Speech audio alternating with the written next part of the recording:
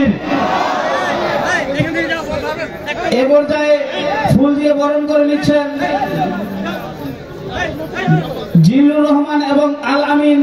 আজকের মাহফিলের প্রধান অতিথি মোহাম্মদ মমিনুল ইসলাম, চেয়ারম্যান 4 নং শেখপুরা ইউনিয়ন পরিষদ।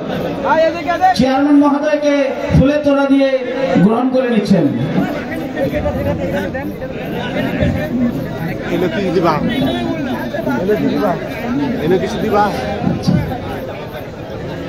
গতকালকের প্রধান অতিথি আলহাজ মোহাম্মদ মাসুদ আলম, সভাপতি দিনাজপুর শিক্ষা বোর্ড কর্মচারী ইউনিয়ন, তিনাকে ফুল দিয়ে বরণ করে নিচ্ছেন আজকের মাহফিল কমিটির সভাপতি এবং রাকিবুল ইসলাম রাকিব, সাধারণ সম্পাদক সদর উপজেলা স্বেচ্ছাসেবক লীগ দিনাজপুর।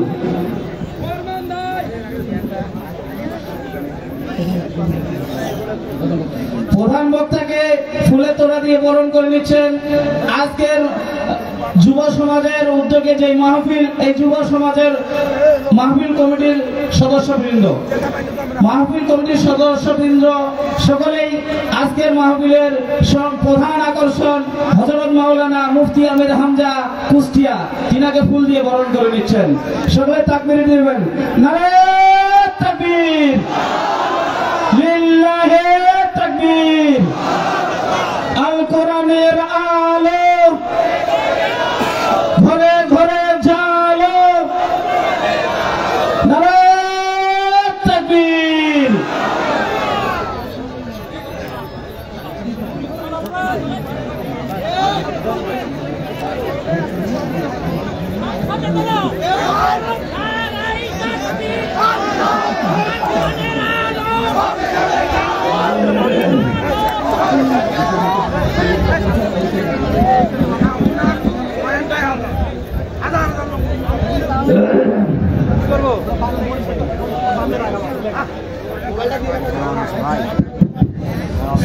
এ পর্যায়ে আমাদের মাহফিলের প্রধান আকর্ষণ আন্তর্জাতিক খ্যাতি সম্পন্ন মুফাসসিরে কুরআন হযরত মাওলানা মুফতি আমির হামজা আমাদের মাঝে বক্তব্য নিয়ে আসতেছেন হযরত মাওলানা মুফতি আমির হামজা কুষ্টিয়া। আমি হযরতকে বক্তব্য রাখার জন্য বিশেষভাবে আহ্বান করছি।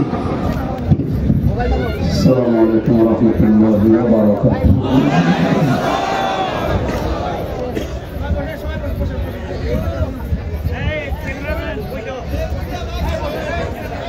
نحمده ونستعينه ونستغفره ونؤمن به ونتوكل عليه ونعوذ بالله من شرور أنفسنا ومن سيئات أعمالنا من يهدي الله فلا مضل له ومن يضلل فلا هادي له ونشهد أن لا إله إلا الله وحده لا شريك له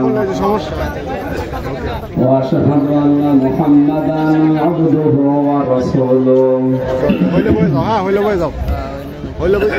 الذي أرسله بالحق بشيرا ونذيرا وداعيا إلى الله بإذنه وسراجا منيرا فقد قال الله تعالى في كلامه المجيد وبرهانه التوحيد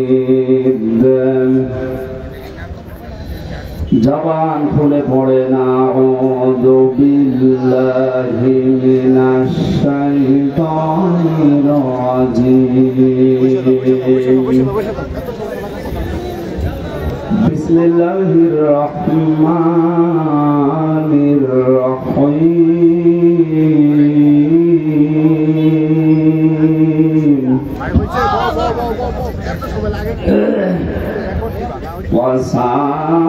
وسارعوا إلى مغفرة من ربكم وجنة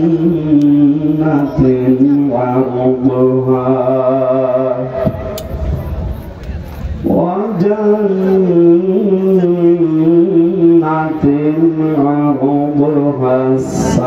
السماوات والأرض أعدت للمتقين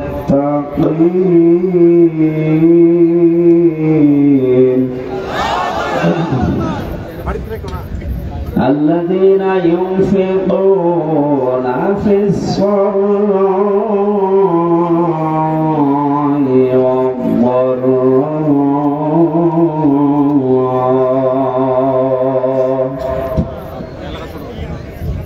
والكاظمين الغيظ والعافين عن الناس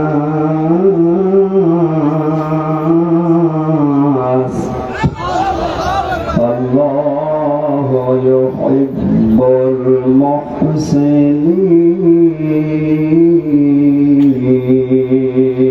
المحسنين. صدقت يا ربنا.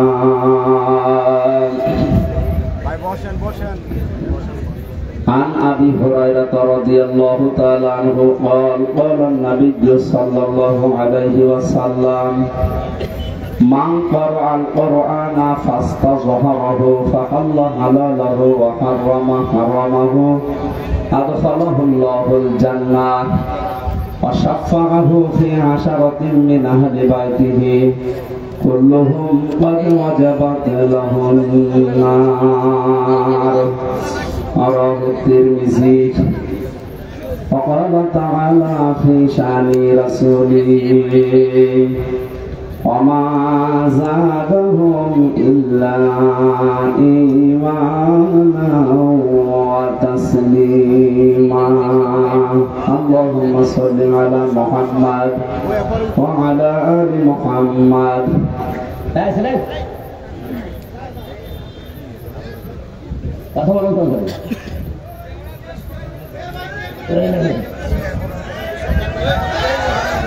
كما صليت على إبراهيم وعلى آل إبراهيم إنك حميد مجيد.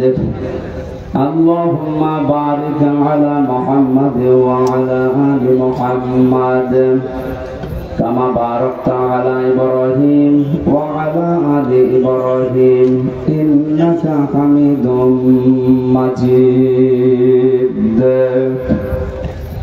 الحمد لله. দিনাজপুর জেলা সদর থানার অন্তর্গত গাবুড়া বটতলা বাজার সংলগ্ন ময়দানে রাজারামপুর ঈদগাহ মাঠ প্রাঙ্গণে যুব সমাজের উদ্যোগে 18তম বাৎসরিক 2 দিনব্যাপী ঐতিহাসিক তাফসীরুল কোরআন মাহফিলের সমাপনী রজনীর স্বনামধন্য সভাপতি ইসলামিক চিন্তাবিদ শিক্ষাবিদ জনাব মাওলানা মতিউর রহমান কাসেমি হাজারো আলেমের উস্তাদ ওয়ারাফা'না লাকা যিকরাক। মাহফিলের প্রধান অতিথি 4 নম্বর শেখপুরা ইউনিয়ন পরিষদের সম্মানিত চেয়ারম্যান আমাদের অভিভাবক জনাব মমিনুল ইসলাম। এতক্ষণ যারা আলোচনা রাখলেন আপনাদের এলাকার সন্তান জনাব মাওলানা হারুনুর রশিদ, উদীয়মান তরুণ বক্তা মাওলানা মুফতি বখতিয়ার আলী সিহাব, আমন্ত্রিত অতিথি যারা এসেছেন বিশেষ করে আলহাজ মনিরউদ্দিন আহমেদ, জনাব আমিনুল ইসলাম, জনাব রাকিবুল ইসলাম, লাফিজুর রহমান সহ নাম না জানা অন্যান্য সম্মানিত ব্যক্তিবর্গ, মঞ্চে বসা ওলামায়ে কেরাম, সামনে বসা মুসলমান ভাইরা, পর্দার আড়ালে সম্মানিতা মা এবং বোনেরা, প্রশাসনের ভাইরা, প্রাণ প্রিয় দিনাজপুরবাসী, দল মত নির্বিশেষে কোরআনে কারিমের এই অনুষ্ঠানে যারা হাজির হয়েছি খুশি হয়ে বলছি আলহামদুলিল্লাহ। এই কোরআন এমন এক সম্পদ, ইন্নাল্লাযী লাইসা ফী জাওফিহি শাইউম মিনাল কুরআনি কাল বাইতিল খারিব। নবীজি বলেন যার অন্তরে কোরআন নেই ওটা উজাড় গৃহ, তার মানে ওটা মানুষের অন্তর বলা যায় না, শয়তানের ঘর। এজন্য আমরা এই ময়দান থেকে আজকে 96 মুসলমানের দেশে আহ্বান জানাবো, যারা শিক্ষা ব্যবস্থায় আছে 1 থেকে মাস্টার্স পর্যন্ত 100 মার্কের কোরআনে কারীম কম্পালসারি করতে হবে। যেহেতু সভাপতি একজন আলেম, তাকে সামনে নিয়ে বলছি, বিশ্ব নবীকে যেদিন আল্লাহ নবুয়ত দান করে তিনবার জিবরাইল তাকে বুকে চেপে ধরেছিলেন, তিনি কিন্তু পড়েননি। বারবার বলেছিলেন ইকরা ইকরা ইকরা, উনি বলেছেন ওয়া আনা বিকারি, আমি পড়তে জানি না, কি পড়বো, পড়তে জানি না। যখন ফেরেশতা জিবরাইল বলেছেন ইকরা বিসমি রাব্বিকাল্লাযী খালাক, একটা আয়াত না পরপর 5টা আয়াত তেলাওয়াত করেছিলেন। মুহাম্মদুর রাসূলুল্লাহ সাল্লাল্লাহু আলাইহি ওয়াসাল্লাম জিবরাইলের সাথে একাধারে তিনি 5টা আয়াত পড়েছিলেন। বুখারী শরীফের হাদিসের ব্যাখ্যায় আমি দেখেছি জিবরাইল জিজ্ঞাসা করলেন, এতক্ষণ আপনি পড়লেন না কেন? নবীজি বলেন, ইয়া আখি জিবরাইল, হে ভাই জিবরাইল, বারবার আপনি বলছিলেন ইকরা ইকরা ইকরা, পড়ে পড়ে পড়ে, আমি কি পড়ব, কি পড়বো কি সেটা তো বলেননি। আপনি চতুর্থবার যখন বলেছিলেন বিসমি রব্বিকা, রবের নামে পড়েন, আমি কিন্তু একটু দেরি করি না, আমি আরম্ভ করেছি আপনার সাথে, আর একটা দুইটা না 5টা সেন্টেন্স আমি পড়েছি। বলেন সুবহানাল্লাহ। এটা দিয়ে দিন জিবরাইল সহ কিয়ামত পর্যন্ত নবীজির উম্মত যারা আসবে তাদেরকে তিনি শিক্ষা দিতে চেয়েছিলেন, এই আমার উম্মত যারা আসবে দুনিয়ায় তারা রব ছাড়া অন্য নামে পড়তে পারে না। নামের নাম বাদ দিয়ে যদি অন্য নামে পড়ে কেউ, পড়া হবে না তা না, কিন্তু পড়ায় মানুষের মতো মানুষ হওয়া সম্ভব না। আমি এই চোখে দেখেছি বিশ্ববিদ্যালয় ক্লাস চলছে, শিক্ষককে ছাত্র জুতা দিয়ে পিটাচ্ছে, বলছে শালা করে মেরে ফেলবো। শিক্ষক হাত জোড় করে বলছে, বাবা আমার ছেড়ে দিয়ে, জীবনে আর ক্লাসে আসবো না, না করে আমি মেরেই ফেলবো। এটা ছাত্র, এটা কি কথা বলেন, সিস্টেম অপর পৃষ্ঠায় দেখুন। এই চোখে আমি এইটাও দেখেছি, কোরআনে কারীম আমার সামনে, শিক্ষক ওযু করছে, ছাত্র পায়ে পানি ঢেলে দিচ্ছে, শুধু পায়ে পানি ঢেলে দিয়ে হয়নি, নিজের হাত দিয়ে পরিষ্কার করে দিচ্ছে। ছাত্র মাস্টার্স করে নাই, কেবল 4-5 দিন ভর্তি হয়েছে, আমি বাতাস পর্যন্ত জানি, কোরআনের স্পর্শ এখনো পাইনি। শুধু আল্লাহর পরিচয়, আউযু বিল্লাহি মিনাশ শাইতানির রাজিম, বিসমিল্লাহির রহমানির রহিম পড়ার পরে আলিফ বা তা সা এগুলো কেবল পড়ছিল। এর ভেতরে আমার আল্লাহ কি মনুষ্যত্ব দিয়েছে কোরআনে কারীমের ইজ্জতের কারণে। ইয়ারফাউল্লাযীনা আমানু মিনকুম ওয়াল্লাযীনা উতুল ইলমা দারাজাত ইলা আখিরি আয়াত। সূরা মুজাদালার 11 নম্বর আয়াতে আল্লাহ জানিয়েছেন তাদের মর্যাদা আল্লাহ বৃদ্ধি করতেই থাকে। ইয়ারফা, এটা মজারে বর্তমান ভবিষ্যৎ প্রেজেন্ট ফিউচার। আল্লাহ পাক নিজে এখানে কাজ করছেন, নিজে ফাইল ইয়ারফাউল্লাহুল্লাযীনা আমানু মিনকুম, তোমাদের ভেতরে যারা ঈমান আনবে, ওয়াল্লাযীনা উতুল ইলমা দারাজাত, আর যারা দুনিয়াতে ইলম অর্জন করবে তাদের মর্যাদা দিনের পর দিন আল্লাহ বাড়াতেই থাকবে। আমার বন্ধুরা, বাস্তবতা এটা আমরা দেখেছি, পৃথিবীতে শিক্ষিত মানুষ যারা দাবি করে এরা যত মুরব্বী হয়ে যায়, বয়স যত বেড়ে যায়, এই মানুষগুলোর মর্যাদা তাদের পরিবারস্থ লোক থেকে দুনিয়ার মানুষের কাছে তত কমতে আরম্ভ করে। এর বাস্তব প্রমাণ সাবেক অর্থমন্ত্রী মরহুম আবুল মাল আব্দুল মুহিত। শিক্ষা দীক্ষা টাকা পয়সা প্রভাব প্রতিপত্তি ক্ষমতা কম ছিল আপনার চাইতে, তা না। 53 বছরের ভেতরে আপনারা এবার অর্থমন্ত্রী পেয়েছেন, আর এতদিন পর্যন্ত চট্টগ্রাম, সিলেট, ঢাকা ওই সমস্ত অঞ্চলগুলো বাংলাদেশ নিয়ন্ত্রণ করত। এত প্রভাব থাকার পরও দিন যত গেছে মানুষের মর্যাদা আমার আল্লাহ পৃথিবীর কাছে কমিয়ে দিয়েছে। এমন কমিয়েছে সন্তান পর্যন্ত অনেককে বাড়িতে রাখতে চায় না। কয়েকদিন ধরে আপনারা কিছুদিন আগে দেখতেছেন ফেসবুকে একটা ভিডিও খুব ভাইরাল হয়েছিল। 4টা ছেলে 2টা মেয়ে 6 ভাই বোন মিলে পিতার সম্পদ গুলো সব নিজের নামে লিখে নিয়ে বাবাকে রাস্তায় ছেড়ে দিয়েছে। সুবহানাল্লাহ বলছে না, শুধু নাউজুবিল্লাহ বলতে হচ্ছে না, এখানে আলহামদুলিল্লাহ বলা দরকার। এই লোকটাকে 95 বছর বয়সে 6 ভাই বোন মিলে রাস্তায় এমনিতে ছেড়ে দেয়নি, কারণ বেটা সারা জীবনে এই 6টা ছেলে মেয়েকে অনার্স মাস্টার্স করিয়েছে, কিন্তু আল্লাহর পরে যে তার স্থান সেইটা জানায়নি। এটা জানানোর জন্য যে জায়গাগুলো দরকার সেখানে সে ঘৃণা করত, সে দিত না। এই জন্য তার কপালে কি জুটেছে দেখেন।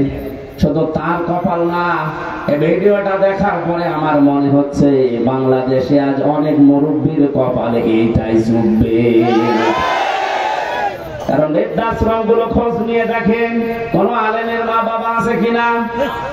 কোরআন যারা জানে বসে পড়ে তাদের মা বাবা ওখানে আমি পাইনি। আমি যতগুলো বৃদ্ধাশ্রমে ঘুরে ঘুরে দেখেছি, আমার এই ছোট জীবনে প্রায় 25টার উপরে বৃদ্ধাশ্রম দেখলাম। সেই রাঙ্গামাটির লংগদু থানা থেকে শুরু করে বাংলার বিভিন্ন প্রান্তে কোন জায়গায় কোন আলেমের মা বাবা বৃদ্ধাশ্রমে পড়ে কাঁদতেছে আমি পাইনি। কারণ আলেমরা জানি আমার আল্লাহর পরে মুরব্বীর স্থান আমার কাছে। নিজে খেতে না পারলেও দরকার হয় ভিক্ষা করে খাওয়াবে, অথচ ওই 6টা ছেলে মেয়ের ভেতরে আল্লাহর পরে মা বাবার স্থানে জ্ঞান কোনদিনও মুরব্বী দেয়নি। তো জানবে কি করে? এই জন্য কায়দা কৌশল করে ফাঁকি দিয়ে মা বাবার সম্পদ গুলো নিজেদের নামে 6 জন লিখে নিয়ে মুরব্বীর ছেড়ে দিয়েছে। এবার এটা ছেড়ে দেওয়ার পেছনে যে কয়টা কারণ, তার অন্যতম হচ্ছে 6 ছেলে মেয়ের স্বামী আর তাদের বউগুলো মুরব্বীকে এখন তারা বোঝা মনে করে।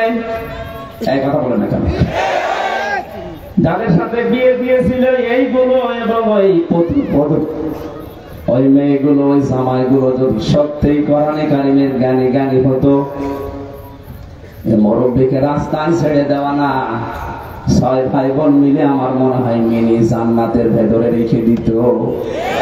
সবগুলো হায়ার এডুকেটেড, সব অনার্স মাস্টার্স করা, তো তাদের ভেতরে এইটা নেই যে বিরুদ্ধে নারাজ হয়ে গেলে আল্লাহর আরশ নারাজ হয়ে যাবে, এটাও জানে না। এই শিক্ষা তাকে দেওয়া হয়নি।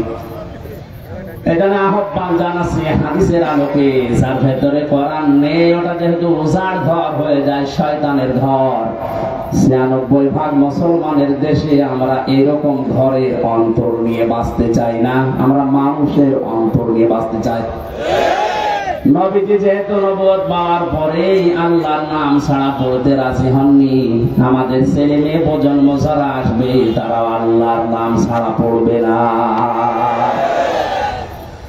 এরা যদি মনে করেন রাজনীতি কোন দলের কথা, অপেক্ষা করেন কয়েকদিন পর ওই মুরব্বীর মতো আপনারও বাড়ি থেকে বের করে দেবে। আপনার ছেলে মেয়ে তো জানেন যে আপনি কি, আল্লাহর পরে যে আপনার স্থান ওরা তো জানেই না। এই জন্যই তো বারবার আহ্বান জানাচ্ছে যারা দায়িত্বে আছে শিক্ষা ব্যবস্থায় 1 থেকে মাস্টার্স পর্যন্ত 100 মার্কের কোরআনে কারিম কম্পালসারি করে দেন। জীবনেও এ দেশে আর কোনোদিন কিয়ামতের আগে বৃদ্ধাশ্রম তৈরি হবে না। বৃদ্ধাশ্রম তৈরি করা হারাম, হারাম। কি বলেন? প্রকাশ্য হারাম কাজ এটা। কোরআনে যত ব্যাখ্যামূলক শব্দ আমি পেয়েছি, সবচাইতে বেশি শব্দ পেয়েছি মার বাবার নামে। কোন জায়গায় 3টা, 5টা, 7টা, 9টা, 11টা, 13টা, 17টা, 22টা, এত ব্যাখ্যা দুনিয়ায় কারণ আমি কোরআনে পাইনি।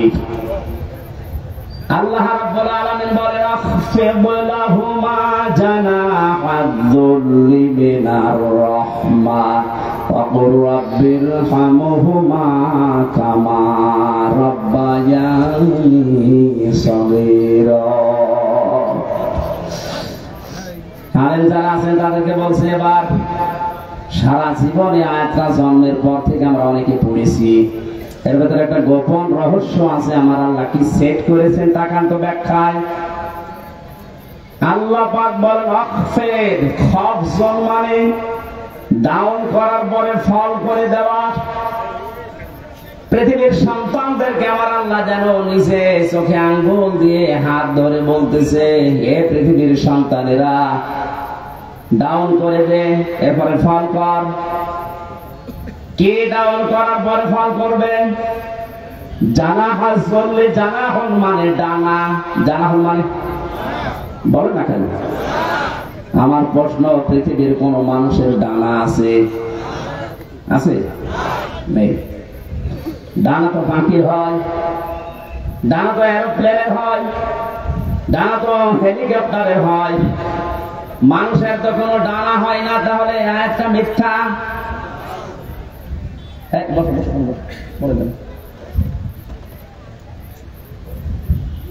আল্লাহ এমন উদাহরণ সেট করলেন কেন যেটা বাস্তবের সাথে মিলছে না? তাহলে কোরআনে ভুল পাওয়া গেল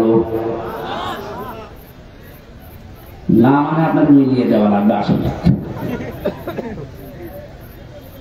আল্লাহ পাক পাখির ডানা হাওলাত করে নিয়ে এসে আমারে লাগিয়ে দিয়েছে হামজা। এই যে লাগিয়ে দিলাম জানাহাজ্জুল মিনার রাহমা, তোর ডানার যত রহমতের বিষয়গুলো আছে সব মা বাবার জন্য ডাউন করবি, এরপরে ফল করে দিবি। আর এরোপ্লেন থেকে হেলিকপ্টার থেকে ডানা নিয়ে এসে লাগালেন না কেন? পাখির ডানা দিলেন। হেলিকপ্টারের ডানা ডাউন করার পরে ফল করলে আর উঠবে না। 2 নাম্বার, এ ডানার ভেতরে এমন শক্ত কিছু ধাতু দেওয়া আছে যেটা কোমল হওয়া, নরম হওয়া, সফট হওয়া কখনো সম্ভব না। কিন্তু পাখির ডানা আল্লাহ হাওলাত করেছিলেন এই কারণে, কারণ এর ভেতরে এমন কিছু পর আছে, পালক আছে যেটা সফট, নরম, কোমল। এমন একটা অবস্থা তৈরি হয় একটার সাথে আর একটা লাগলে, সিল যদি ছৌ মারে বাচ্চাগুলো, তখন মায়ের ওই ডানার নিচে যাওয়ার পরে একটা কিচির মিচির শব্দ করে। বাংলাতে ওই শব্দকে বলা হয় অনির্বচন সুখ। কি বললাম? একটা অনির্বচন সুখ বাচ্চারা অনুভব করে। আল্লাহ পাক ঠিক যেন পাখির এই বাচ্চাদের মতো আপনার মার বাবা যতদিন আপনি বেঁচে আছেন আপনাকে বোঝাতে চেয়েছে, হামজা তোর মা বাবা যতদিন দুনিয়ায় আছে তারা যেন এই পাখির বাচ্চার মতো একটা সুখ তোর আন্ডারে ঠিকই পায়। তারা যেন মনে করে আমার হামজা বেঁচে থাকতে অন্তত আমাদের আর কোনো ঝামেলা নেই, আর কোনো চিন্তা নেই আমাদের। দিনাজপুরবাসী মন থেকে বলেন তো, আমাদের মা বাবা যারা দুনিয়ায় আছে এরা কি এই মনে করতে পারছে? 24 ঘন্টায় অনেকের মুরব্বীরা চিন্তায় থাকে, না জানি কখন ভাত বন্ধ করে দেয়। হ্যাঁ, এইসব রংপুরের এলাকার মানুষ সহজ সরল, তো এই জন্য কিছু টের পাচ্ছেন না। এই সহজ সরল মানুষগুলো মা বাবাকে খুব ভালোভাবে আদর যত্ন করে, এই জন্য আপনারা বুঝলেন না। এটা যদি আমি কক্সবাজারে বলতাম ওরা টের পেত। এত সম্মান, এত মর্যাদা, এত কিছু আল্লাহ দুনিয়াতে দিয়েছেন এই দুইজনের ব্যাপারে। নিজের ইবাদতের পরে নবীর নাম দেননি, আল্লাহ বলেছেন মার বাবার নাম। وَقَضَى رَبُّكَ أَلَّا تَعْبُدُوا إِلَّا إِيَّاهُ وَبِالْوَالِدَيْنِ إِحْسَانًا। আল্লাহ পাক বলেন আমি ফয়সালা করে দিয়েছি, সিদ্ধান্ত নিয়ে ফেলেছি, রায় দিয়েছি। আমি আল্লাহর রায়কে, আমি আল্লাহ ছাড়া কারো ইবাদত করা যাবে না। পৃথিবীতে যাদের মা বাবা আছে তারা যেন তাদের সেবা করে, তাদের পেছনে খরচ করে, তাদের প্রতি ইহসান করে। এটা আমি বানালাম। বলেন আপনি ইহসান করবেন কি করে? তার একটা একটা করে আল্লাহ এখানে 5টা ব্যাখ্যা দিয়েছেন। আপনি কোরআন পড়েন তো পুরোটা। পৃথিবীর কোন মানুষের ব্যাপারে এত ব্যাখ্যামূলক শব্দ আপনি পান কিনা? পাবেন না আপনি। অথচ দুইজনের নাম এত বেশি আল্লাহ ব্যাখ্যা দিয়েছেন। সেই দুইজনের পরিচয় ওই 6 ছেলে মেয়ে জানে না। এই জন্য 95 বছর বয়সে মুরব্বীকে বাড়ি থেকে রাস্তায় বের করে দিয়েছে, যান আপনারা দরকার নেই। ও কয়েকদিন পরে পড়ে মরবে, বেনে পড়ে থাকবে, কুকুরে শ্রীগালে ছিঁড়ে ছিঁড়ে খাবে। এক কথা বলে না কেন? অথচ 6টা ছেলে মেয়ে তাকান সব বিশ্ববিদ্যালয় থেকে মাস্টার্স করা। আমি বলছি না আপনার ছেলে মেয়েকে মাস্টার্স করাবেন না, তা না, অবশ্যই করান, কিন্তু তাকে 3টা বছর কোরআনে কারিম দেন। মাহফিলের সভাপতি যেখানে আছে এইরকম জায়গা যেখানে পান 3টা বছর তাকে পড়ান, আমি কোরআন গ্যারান্টি দিয়ে দিলাম, আল্লাহর কসম জীবনেও কোনোদিন আপনার সামনে নেশা করার সাহস পাবে না। 2 নম্বরে কোনোদিন আপনার মর্যাদা হানি করতে দেবে না। রাঙ্গামাটির লঙ্গদ থেকে আসার সময় দেখি এক মুরব্বী কাঁদতেছে, বৃদ্ধাশ্রমে মুরব্বী মানুষ, প্রায় 80 বছরের উপরে বয়স। আমার নিয়ে গেল কমিটি, বলছে হুজুর দেখেন, যে দেখি সন্তানটা পাশে বসে আছে, উনি কলেজের অধ্যাপক, চট্টগ্রাম বিশ্ববিদ্যালয় থেকে অনার্স মাস্টার্স করে এসে কোন কলেজে যেন অধ্যাপনা করছে। আজ 1 মাসের বেশি হয়ে গেল এই মাকে রেখে গেছে বৃদ্ধাশ্রমে। 1 মাস মরে পরে যেহেতু টাকা দেওয়া লাগে, আজকে এসেছে টাকা দেওয়ার জন্য। মা ছেলেকে ডাক দিয়ে বলছে, বাবা আমি যখন মারা যাব তখন আমার মাথার উপরে এই ফ্যানটা এটা পাল্টিয়ে নতুন ফ্যান লাগিয়ে দিবি। ছেলে বলছে, মা তুমি তো মরেই যাবে, তখন আবার ফ্যান কি হবে? মা বলছে লাগবে, কারণ 1টা মাস এখানে আমি আছি, ফ্যানটা ঘরে না।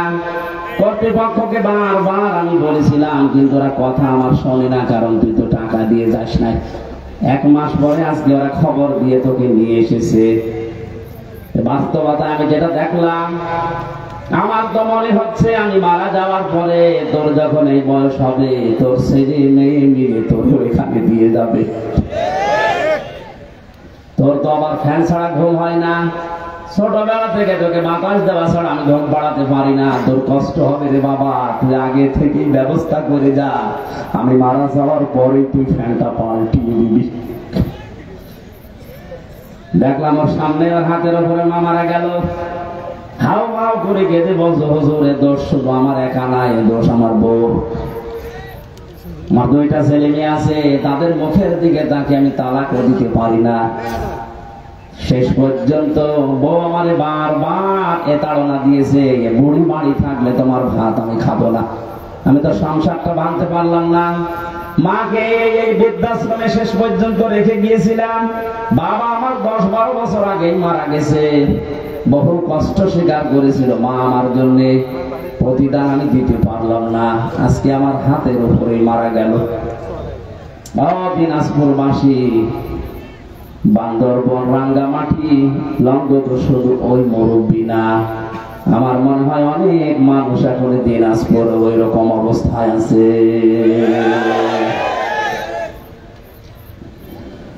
আমি যেটা বোঝানোর জন্য পর্যন্ত এসেছিলাম, ছেলে হোক মেয়ে হোক, আগে 3টা বছর তাকে কোরআনের সাথে পরিচয় করান। ওর অন্তরটা মানুষের অন্তর হবে, ওজার গৃহ শয়তানের ঘর হবে না। তখন আপনি কি ও বুঝবে যে আল্লাহর পরে আপনার স্থান, তামাম দুনিয়া একদিকে চলে গেল, আপনাকেও ছাড়বে না। এখানে দায়িত্বে যারা আছেন আমি আবার আহ্বান জানাচ্ছি, শুধু আমরা একা মরবো না, একা ঝামেলায় পড়বো না, আপনিও ঝামেলায় পড়বেন। কোরআনে কারিমকে এখন কম্পালসারি করেন, আপনিও বাঁচবেন, আমরাও বাঁচতে পারবো। কথা বলে ঠিক কিনা? যে কোরআন না থাকলে মানুষের হৃদয় আর হৃদয় থাকে না, শয়তানের ঘর হয়ে যায়, উজাড় গৃহ হয়ে যায়। সেখান থেকে বাঁচাতে আজকের এই যুব সমাজ কোরআন কিছু না কিছু হলেও আমাদের অন্তরে যেন প্রবেশ করে। আয়োজনে যারা আঞ্জাম দিয়েছে, আমরা খুশি হয়ে ধন্যবাদ দিয়ে বলছি আলহামদুলিল্লাহ। নবীজি জানিয়েছেন, মান ক্বারাআল কুরআনা, যে ব্যক্তি কোরআন পড়ে, এইদিকে তাকান, মান ক্বারাআল কুরআনা, যে ব্যক্তি কোরআন পড়ে, ফাস্তাযহারাহু, এবং একে ইজহার করার চেষ্টা করে। ইজহার মানে এজহার শব্দের শাব্দিক অর্থ ৯৯টা। এজহার মানে স্পষ্ট করা, এজহার মানে প্রকাশ করা, এজহার মানে দাঁড় করানো, এজহার মানে প্রতিষ্ঠিত করা, এজহার মানে কায়েম করা। সবগুলো অর্থ একটা একটা করে অভিধানে মিলান আপনি পেয়ে যাবেন। সুতরাং যে ব্যক্তি কোরআন পড়বে এবং কোরআনকে কায়েম করার জন্য চেষ্টা চালাবে, কেন আল্লাহর নবী ফাস্তাজহারাহু দিলেন? নবীজি তো আমাদের মতো বাসাল ছিলেন, আন্দাজে বকতেন নাকি? ওনার প্রতিটি কথার ভেতরে কোনো না কিছু তো লুকিয়ে আছে। এর পরের শব্দের দিকে তাকান, ফাহাল্লা হালালাহু ওয়া হারামা হারামাহু। এই যে ফা দিয়েছেন মাঝখানে, আগের দুইটা শব্দ বলার পরেই ফা দিয়ে বাক্য আরম্ভ করলেন কেন? হালাল হারামের কথা এখানে বলার কথা ছিল না। কোরআনকে ইজহার করার পরে তিনি ফাহাল্লা হালালাহু ওয়া হারামা হারামাহু দিয়েছেন এই কারণে। কারণ কোরআন যদি প্রতিষ্ঠিত না থাকে, কোরআন যদি কায়েম না থাকে ব্যক্তি, পরিবার, সমাজ, রাষ্ট্রে, তাহলে ওই দেশে বসবাস করে এমন হালাল জিনিস আছে, এই হালাল জানার পর মানা যায় না। এটা তো বাংলাদেশে নেই। আমার কথা কি বুঝতেছেন? কোরআন যদি ইজহার না থাকে, কায়েম না থাকে, হারামকে হারাম জানার পরও ছেড়ে দেওয়া যায় না, এমন জায়গা দেশে আছে। এবার শব্দের দিকে খেয়াল করেন, মান কোরআন কোরআনা শব্দটা কোরআন দিয়েছেন। কোরআন শরীফ পড়ে আমি পেয়েছি, কোরআন পড়ার ব্যাপারে যত শব্দ, 3টা শব্দ সবচাইতে বেশি। কোরআ, রাতালা, তালাওয়াত, কয়টা? অবিধান দেখেন, এই 3টা শব্দের শাব্দিক অর্থের ভেতরে 4টা শর্ত আছে। যে ব্যক্তি কোরআন পড়তে চায় তাকে শুদ্ধ করে পড়া লাগবে। যে ব্যক্তি কোরআন পড়তে চায়, কোরআনকে তাকে বুঝতে হবে। আমি নাম নিলাম না, একজন মনে করেন এখানে আছে, তার বাবা মারা গেছে, সভাপতি সহ আমার মতো আরো 5 জনকে নিয়ে বলছে হুজুর কোরআন খতম করে দেন। কোরআন খতম করে ফেললাম। উনি আমাদেরকে খাবার দাবার, হাদিয়া, দফা, সম্মান দিয়ে বিদায় করবে না করবে না? বলো না কেন? কোরআন শরীফ শেষ করে হাদিয়া দফা দিয়েছে, খাবার দাবার দিয়ে সম্মান দিয়ে বিদায় দেবেন। হঠাৎ করে যদি মহাতামিম সাহেব বলে হুজুর ওই ভাইকে ডাকেন তো, আপনাকে বাড়ি আবার ডাক দিয়ে যদি বলি যে পুরা কোরআন শরীফ আমরা খতম করে ফেললাম, কিছু বুঝেছেন? উনি বলতে পারবে? যেহেতু আরবি ভাষায় পড়েছি, মাতৃভাষা আমাদের আরবি না, আপনি বোঝেননি। এবার একটা মাত্র আয়াত আপনাকে আমরা আরবিতে পড়ার পরে একটু বাংলায় শোনাবো, তারপরে আপনি হাদিয়া দেবেন, খাবার দেবেন, বিদায় করবেন। যা করেন আরো বেশি করে করেন। ওনার সামনে আরবি আয়াতটা তেলাওয়াত করেছে সুর দিয়ে, ফাহাল্লা হালালাহু ওয়া হারামা হারামা ওয়া হাল্লাল্লাহুল বাই'a ওয়া হারামার রিবা। এখনো পর্যন্ত উনি বুঝেছেন? বলেন। বাংলায় যদি এবার বলি, এটা আল্লাহ জানাতে চেয়েছেন ব্যবসা তোমাদের জন্য হালাল আর সুদ হারাম। আপনি তো এতক্ষণ পর্যন্ত বাবা মরে গেছে এই জন্য আমাদেরকে পড়া কোরআন খতম করালেন, কিন্তু আপনি তো সুদ খান। এবার যা টাকা দিয়েছিল, খাবার দিয়েছিল, সব পিটিয়ে বের করবে। এটা বলছেন এখন। আর সম্মান এতক্ষণ যা দিয়েছিল বলবে কি আপনি আমার গোপন জায়গায় হাত দিলেন, টাকা আপনাকে দিচ্ছি দাঁড়া। যেহেতু আমাদের মাতৃভাষা আরবি না, এই জন্য আমরা হয়তো বুঝি নাই। গালি দিলে অনেকে মনে করে শুধু দোয়া করছে। যে এই শব্দটাই আবু জেহেল, আবু লাহাবের সামনে যখন নবীজি পড়তেন, ওরা সুদের মহাজন ছিল। কি ছিল? ওরা বুঝে ফেলেছে যে মোহাম্মদ কি বলতে চায়। তখন আর বাংলা, ইংরেজি, আরবি, ফার্সি, উর্দুতে ব্যাখ্যা করা লাগতো না। আরবি পড়লেই ওরা বুঝতো, কারণ ওদের মাতৃভাষায় আরবি। বাস্তবে বাংলাদেশে এমন অনেক জায়গা আছে, হালালকে হালাল জানার পর, হারামকে হারাম জানার পরেও মানা যায় না। কোরআন যেহেতু ইজহার নেই, এজন্য আমরা মুসিবতে আছি। কোন মানুষ যদি কোরআন পড়ে এবং কোরআনকে বোঝে, যতটুকু বুঝবে তার উপরে ততটুকু বাস্তবে মেনে চলার চেষ্টা চালাবে। সাহাবায়ে কেরামের 2 পারা 3 পারা পড়তে সারা জীবন লেগে যেত, সূরা নাস আর ফালাক পড়তে হযরত ওমরের 11 দিন লেগেছিল তার জীবন কেটেছে। অথচ আমারে পড়তে দেন সূরা নাস আর ফালাক আমি 3 মিনিটে শেষ করে ফেলব। তাহলে হযরত ওমর মনে হয় পড়তে পারতেন না, তাই হ্যাঁ, তার এত সময় লাগলো কোন কারণে? যে আয়াত পড়তেন ওইটা তার প্র্যাকটিক্যাল লাইফে মিলাতেন। কুল আউযু বিরাব্বিন নাস। আল্লাহ পাক বলেন, নবী আপনি বলুন আমি আশ্রয় চাই মানুষের রবের কাছে। এখন রব কি? রবের অর্থ প্রধানত 19টা। উনি 19টা বিষয় নিজের জীবনে মিলিয়ে দেখতেন। রব মানে আইনদাতা, রব মানে প্রতিপালক, রব মানে উকিল, রব মানে এরকম যত আছে মিলাতেন, দেখি আমার জীবনে মেলে কিনা। যখন দেখতেন রব মানে আইনদাতা, আমার জীবনে আল্লাহর আইন আমি যতটুকু সমর্থন মানতে পারছি। রব আমার রিজিক দাতা, আমি আল্লাহ বাদে অন্য কাউকে রিজিকের উপরে ভরসা করি না, মানিও না। একটা একটা করে 19টা মিলিয়ে ফেলতেন। তখন বলতেন পরবর্তী আয়াত দেন মালিকিন নাস। আমরাও তো কোরআন এইভাবে পড়ি। তার 11টা আয়াত পড়তে 11 দিন সময় লেগে যেত এইভাবে মিলাতেন। আর আমাদের এক খতম করতে দেবেন 11 ঘন্টায় পুরা কোরআন পড়ে শেষ করে আর খতম শুরু হবে। এখানে কোরআনের ব্যাখ্যায় আমি যতগুলো অর্থ পেয়েছি, অভিধানে 4টা শব্দ সব জায়গায় লেখা আছে। কেউ যদি কোরআন পড়তে চায় সে যেন শুদ্ধ করে পড়ে। অরাত্তিলিল কোরআন তারতিলা। এই নির্দেশ কার?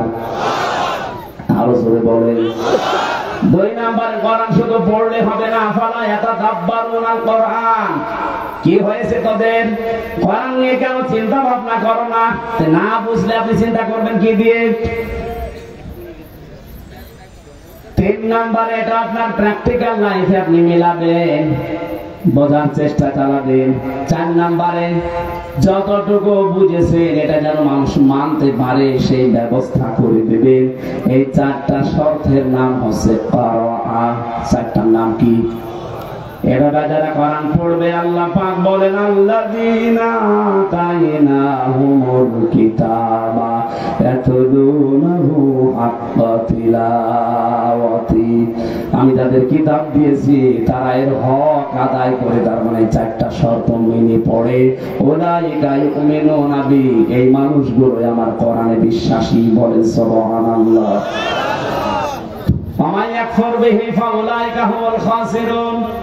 এই 4টা শর্ত মেনে যারা আমার কোরআন পড়ে না, ওরা কোরআনে বিশ্বাসী নয়, এরা জীবনে ক্ষতিগ্রস্ত হবে। এটা আমি বানালাম। বলেন।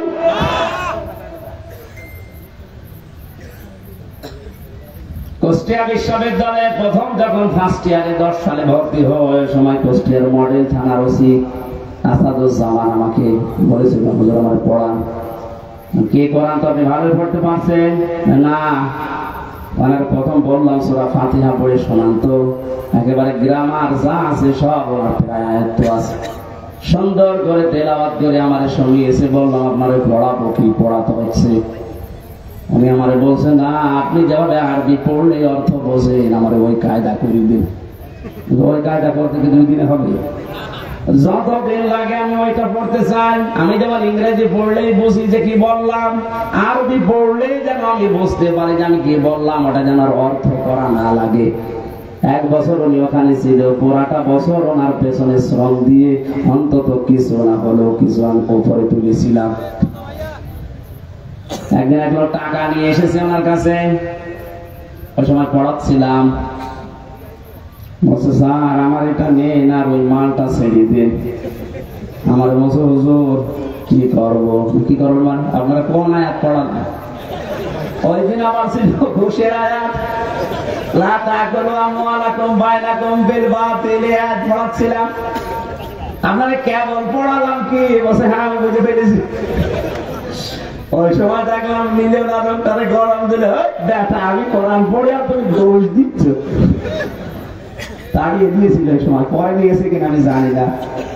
তো এরকম যদি হাদিয়া মাসে 10টা পায়, ও বেতন নেওয়া লাগে। এখন এটা করেছে স্যার, দোয়া করি স্যারের জন্য, স্যার যেন যেভাবে ছিল ওই সময় ওটা যেন মরণ পর্যন্ত টিকে থাকতে পারে, বলে না আমি।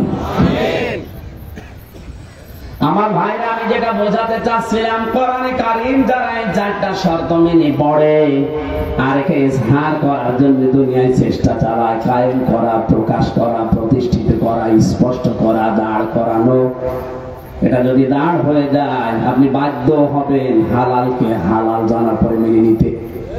পারবেন না হালালকে হালাল জানার পরে মেনে না নিতে পারবেন না, এ পরিবেশ তৈরি হয়ে যাবে। কারণ জনগণের ভেতরে যখন কোরআনে কারীম প্রতিষ্ঠিত থাকবে, আপনি বাদশাহ, আপনি মন্ত্রী, আপনি মেয়র, যত বড় দায়িত্বে থাকেন না কেন, যারা আপনার আন্ডারে থাকবে ওদের বুকে এমন সাহস তৈরি হবে, সামনে থেকে প্রতিবাদ করবে, আপনি দাঁড়ান।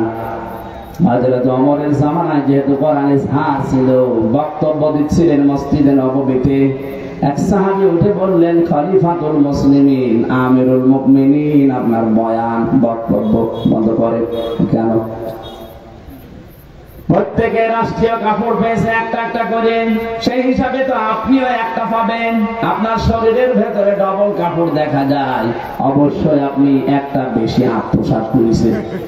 আমার মনে হয় কোন চেয়ারম্যান না, কোন মেম্বার না, মেম্বারের চান্স আছে এটা। ওর সামনেও যদি কেউ এরকম প্রতিবাদ করে যে কাবি খা, ওইটা কই, ওরে 10 বছর ছাড়া লাগবে। আর সরাসরি প্রেসিডেন্টের সামনে দাঁড়িয়ে প্রতিবাদ করছে সাধারণ একজন মানুষ। হযরত ওমর ওই বয়ান বন্ধ করে দিয়ে বললেন, আল্লাহর নবীর সাহাবীরা, ঠিক আছে আমি ওর জবাবটা আগে দিয়ে নেই, আমি নিজে দেব নাকি আমার সামনের কাতারে আমার ছেলে আব্দুল্লাহ আছে ও দেবে? হযরত আব্দুল্লাহ বললেন, বন্ধুরা প্রত্যেকেই একটা একটা করে কাপড় পেয়েছে, আমিও একটা পেয়েছিলাম, আমার বাবাও একটা পেয়েছে। যেহেতু বাবাকে মাঝে মাঝে বিদেশি প্রতিনিধি দলের সাথে সাক্ষাৎ করা লাগে, জুমার দিন নামাজ আদায় করানো লাগে কেন্দ্রীয় মসজিদে, ঈদের সময় নামাজ পড়ানো লাগে, বাবার এইরকম জামা নেই, এই জন্য আমার কাপড়টাও বাবাকে দিয়েছি, 2টা কাপড় মিলে বাবা আমার কাপড় তৈরি করেছে। কারণ যদি ইজহার থাকে, কায়েম থাকে, ও দেশে আপনি উল্টা পাল্টা করে নিজে বাঁচতে পারবেন না, আপনাকে বাধ্য করবে কোরআন। এই ফাস্তা সাহারাহুর ব্যাখ্যায় আমি টিকার ভেতরে পেয়েছি, খলিফাতুল মুসলিমিন হযরত ওমর রাষ্ট্রের দায়িত্ব পালন করে এশার নামাজের পরে বাড়িতে আসলেন, বারান্দার দিকে তাকিয়ে দেখলেন একটা লাশ, শিশু বাচ্চা 12টা টুকরা করে কে যেন রেখে গেছে। চিন্তায় পড়ে গেলেন, ডাক দিয়ে বলে, আমার দেশে কোরআনের বিচার চলছে, আর আমার ঘরের বারান্দায় একটা মাসুম বাচ্চাকে 12 টুকরা করে কে রেখেছে, এর বিচার না হওয়া পর্যন্ত আমার নিস্তার নেই। তদন্ত কমিটি গঠন করলেন, 3 দিনের ভেতরে রিপোর্ট দেবে। মানুষ পায় না, রিপোর্ট দেবে কি? হযরত ওমরের চিন্তায় খাওয়া দাওয়া বন্ধ হয়ে গেছে। কি হয়ে গেল? আমার দেশে একটা অবৈধভাবে মানুষ মারা গেল, তো একটা নিষ্পাপ মানুষ, আমি কিছুই করতে পারলাম না এতক্ষণ পর্যন্ত। পৃথিবীতে মুসলমান 57টা দেশ, এখন প্রতিটি রাষ্ট্রের যারা দায়িত্বে আছে, আমাদের দেশে যেমন 1634 জন মানুষ আছে, এদের যদি অনুভূতি, এদের যদি আকল হযরত ওমরের মতো এভাবে কাজ করতো যে আমার দেশে আমি আছি দায়িত্বে, আর বিনা কারণে অবৈধভাবে একটা লাশ পড়ে গেল, আমি কিছুই করতে পারলাম না, কিয়ামতের আগে এই দেশে অবৈধ কোনো লাশ কোনো জায়গায় পড়ে থাকতো না।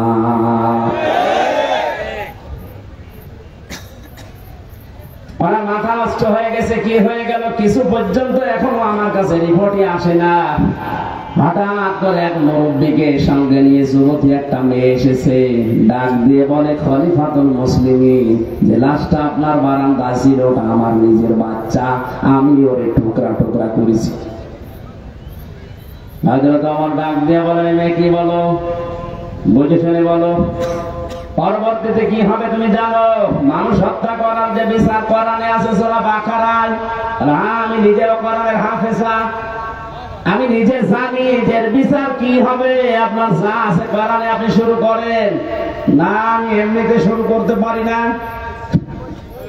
হযরত ওমর তারপরেও তিনি সব শুনলেন গোড়া থেকে শেষ পর্যন্ত, দেখলেন মেয়েটার কোনো দোষ এখানে নেই, যেহেতু মানুষও নিজে ইচ্ছা করে হত্যা করেছে এই কারণে তার শাস্তি দেওয়া হবে। আগেরটা আমি বলছি পরে। রায় ঘোষণা হয়ে গেছে সূরা বাকারার 177-78 নম্বর আয়াত অনুযায়ী, কুতিবা আলাইকুমুল কিসাসু ফিল কাতলা, এই আয়াত অনুযায়ী তিনি রায় দিলেন। হঠাৎ করে তিনজন যুবক এসে বলে, খলিফা বিচারের রায়টা একটু থামান, ও দোষ ওই মেয়েটার না, ও দোষ আমাদের।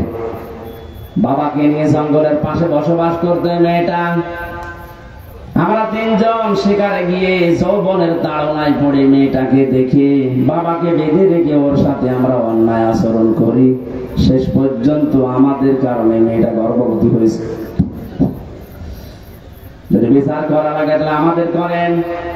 হযরত ওমর 4 জনকে সামনে নিয়ে ধমক দিলেন, কি 3 দিন কোথায় ছিলে? আমার এত বড় টেনশনের ভেতরে রাখলে কারণ কি? আমি চিন্তায় আমার খাওয়া দাওয়া ঘুম বন্ধ হয়ে গেছে। 3 দিন ভেতরে আসলে না, এখন হঠাৎ করে সব একটা একটা করে বের হচ্ছে।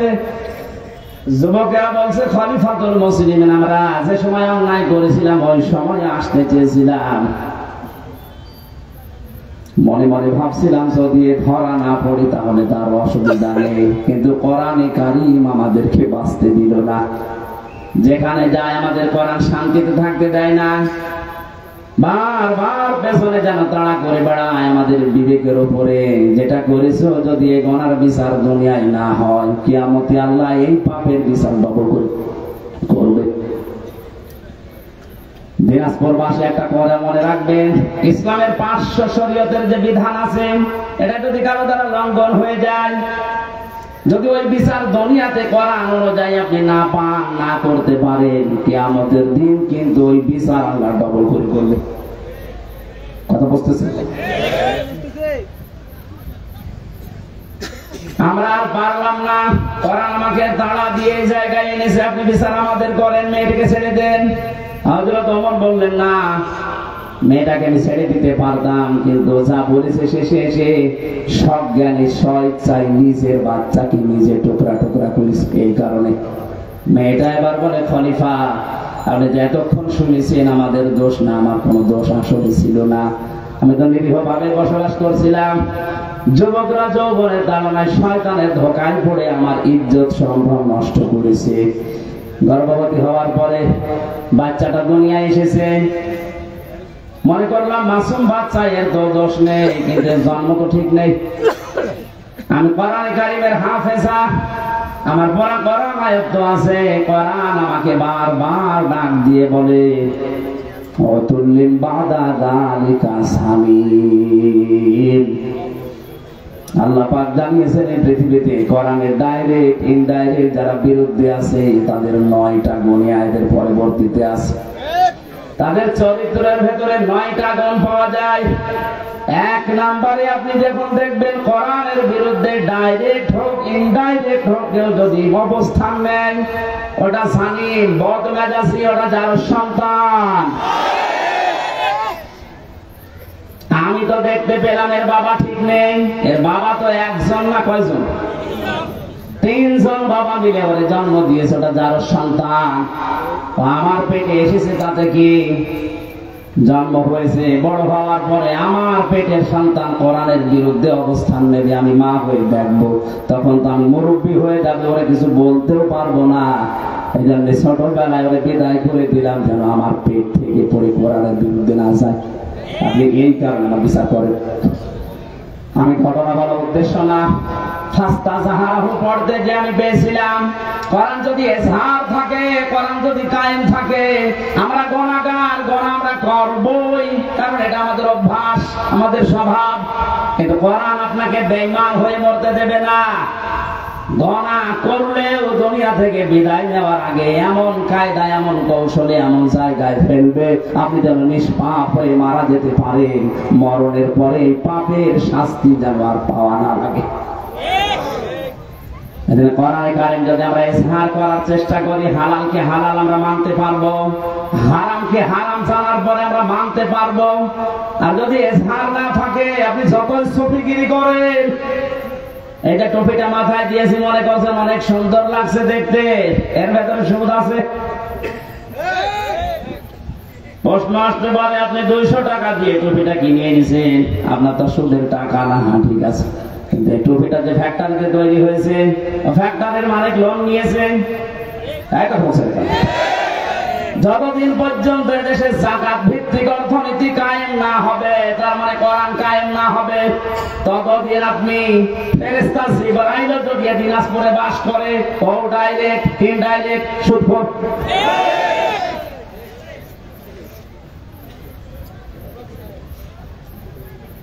কোরআন যে পড়ে, কোরআনকে দাঁড় করানোর জন্য চেষ্টা চালাবে, আর হালালকে হালাল জানার পরে মেনে নেবে, হারামকে হারাম জানার পরে মেনে নেবে। আল্লাহর নবী বলেন, আদখালাহুল্লাহুল জান্নাহ, আল্লাহ তাকে জান্নাতে দিয়ে দিয়েছে। না দেবে না, আপনি আলেম, এখানে বসে আছেন আলেমেরা, আদখালাহুল্লাহুল জান্নাহ, আল্লাহ তাকে জান্নাতে দিয়েছে না দেবেন? দিয়েছে। আদখালা ইয়াদখুলু, এটা মাসির সিগা, অতীতের শব্দ নবীজি কেন দিয়েছেন? তার মানে সত্যি যদি কেউ কোরআন ওই 4টা শর্ত মেনে পড়তে পারে, আর কোরআনকে জার করার জন্য, দাঁড় করানো, প্রতিষ্ঠা করার জন্য সারা জীবন চেষ্টা চালায়, হালালকে হালাল জেনে হারাম হারাম মনে করে যদি ছেড়ে দিতে পারে, ও যেন বিশ্বাস করে নেয় আল্লাহ তাকে জান্নাতে দিয়ে দিয়েছে। বাড়ি যাওয়ার পরে খেয়ে দিয়ে সুবহানাল্লাহ বলবেন। কি বললাম আপনি টের পাচ্ছেন?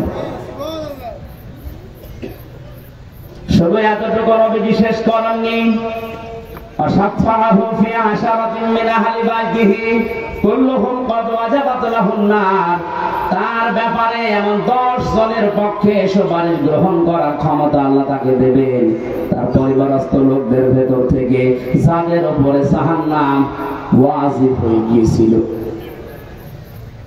এই যে সম্মানটা এই কোরআনের কারণে, কিসের কারণে?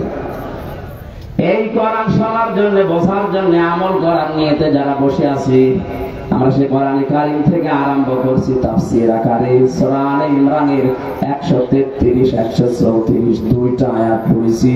তাফসীর আকারে আমরা একটা একটা করে যাব ইনশাআল্লাহ। জবান করে কোরআনের আয়াত থেকে শিক্ষা নেওয়ার উদ্দেশ্যে পড়েন, আউযু বিল্লাহি মিনাশ শাইতানির রাজিম। গরমে কি আপনারা সব গরম হয়ে গেছেন? জবান খুলে পড়েন, শয়তান যেন আশপাশে না থাকে। আউযু বিল্লাহি মিনাশ শাইতানির রাজিম। বিসমিল্লাহির রহমানির রহিম।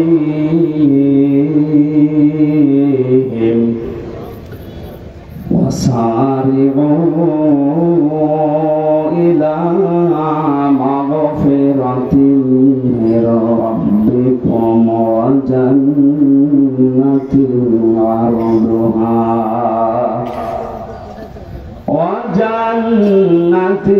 عرضها السماوات والأرض أعدت للمتقين।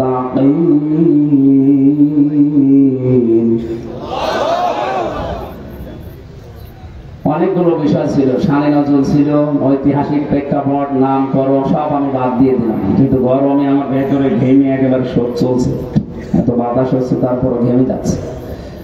খুব তাড়াতাড়ি শেষ করব বলে মানে আয়াতের দিকে এগিয়ে যাচ্ছি সরাসরি তাফসীরে। আল্লাহ পাক বলেন, সারিউ, তোমরা দৌড়াও, একা একা দৌড়াও না সবাই। এবার ওঠেন তাহলে দৌড়া আরম্ভ করি। সারিউ, আল্লাহর আদেশ, তোমরা সবাই মিলে দৌড়াও। এরপরও আপনি দৌড়াবেন না। কোথায় দৌড়িয়ে যাবেন? ইলা মাগফিরাতিন মির রাব্বিকুম, তোমাদের রবের ক্ষমার দিকে দৌড়াও। পৃথিবীতে সবচেয়ে বড় সম্পদ মুমিনের জন্য আল্লাহর ক্ষমা। আমি নিজে সহ যারা আলেমরা বসে আছে তাদেরকে বলছি, কিয়ামতের ময়দানে আল্লাহ যে বিচার ব্যবস্থা তৈরি করবেন, আল্লাহর বিচারের সিস্টেম হবে তিনটা। কয়টা? বলেন বলেন। এক নম্বরে আমার আল্লাহ যদি ন্যায় বিচার করেন, কেউ বাঁচতে পারবে না। কথা বলেন না কেন? আল্লাহ রাব্বুল আলামিনের বিচারে কোনো অবিচার বলতে কিছু নেই। আল্লাহর বিচারে কোনো অবিচার, আর জবাব দেন না কেন? আল্লাহর বিচারে অবিচার আছে? ন্যায় বিচার করলে কেউ বাঁচবেন না। অবিচারও নেই, ন্যায় বিচার করলেও বাঁচবেন না। করবে কি? আল্লাহ পাক যদি ক্ষমা করে দেয় দয়া করে কাউকে, তার গফফার নামের খাতিরে এই লোকটাই শুধু জান্নাত পাবে। নবীজি মাঝে মাঝে বলতেন আল্লাহর ক্ষমা ছাড়া কেউ জান্নাত পাবে না। সাহাবীরা বলেন হে নবী আপনি? নবীজি কেঁদে কেঁদে বলতেন সাহাবীরা আমিও আল্লাহর দয়া ছাড়া ক্ষমা ছাড়া জান্নাত পাবো না। এই জন্যই আল্লাহ এদের প্রথম শব্দে দিয়েছেন দৌড়াও আল্লাহর ক্ষমার দিকে। এটা যদি সত্যি তুমি না পাও, আমার যে বানানো বাগান যে জান্নাত, ওইটার আশা তুমি করতে পারো না। কাবা শরীফ যারা তাওয়াফ করে, সভাপতি যেহেতু হাজী সাহেব, ষষ্ঠ চক্করে আমরা সবাই মিলে একটা দোয়া পড়ি আল্লাহর কাছে, আল্লাহুম্মা ইন্না আলাইয়া হুকুকান ফীমা বাইনি ওয়া বাইনিকা। আর অনেকগুলো কথা আছে। আল্লাহকে কাবার সামনে নিয়ে বলা হয় রব্বুল আলামিন তুমি আমার মালিক, আমি তোমার গোলাম। মালিক আর গোলামের ভেতরে অনেক দিনা পাওনা আছে। আমি গোলাম হিসাবে, তুমি মালিক যা দেবে তো সব দিয়েছো। নেই থেকে তুমি আমাকে হামজা বানিয়েছো। উল্লেখ করার মতো আমি চেয়ারম্যান, কিসের চেয়ারম্যান? আমি উল্লেখ করার মতো কিছু ছিলাম না। ওনার বয়স যদি এখন 50 বছর হয়, 51 বছর আগে উনি কিছু ছিল দুনিয়ায়? কথা বলে না কেন? হাল আতা আলাল ইনসানি হাইনুম মিনাদ দাহরি লাম ইয়াকুন শাইআম মাযকুরা।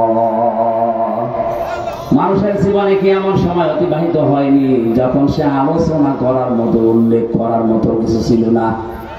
মায়ের গর্ভের ভেতরে যখন বাবার এই নাপাক পানিটা দ্রুত গতিতে এসে পড়ে, বিজ্ঞান এখন কম্পিউটারে দেখতে পাচ্ছে এই পানিটা বাবার স্ফলিঙ্গ দিয়ে দ্রুত গতিতে বের হয়ে মায়ের রেহেম পর্যন্ত যাওয়ার যে রাস্তাটা, এখানে কমপক্ষে 40,000 মানুষ তৈরি হতে পারে। মায়ের জরায়ু দেওয়ালের সাথে কেউ ধাক্কা লেগে বিভিন্ন কায়দায় পড়ে মরে মরে যায়। ওখানে যে পৌঁছায় শুধু হামজা একা। আমি পৌঁছানোর পরে 40 দিন এভাবে করে বিভিন্ন রূপ আমাকে আল্লাহ নিজে দান করেন। وجعل لكم السمع والأبصار والأفئدة। সূরা নাহাল 14 নম্বর পারা, 14 নম্বর পৃষ্ঠা, 14 নম্বর লাইনের 78 নম্বর আয়াতের মাঝের অংশে আছে।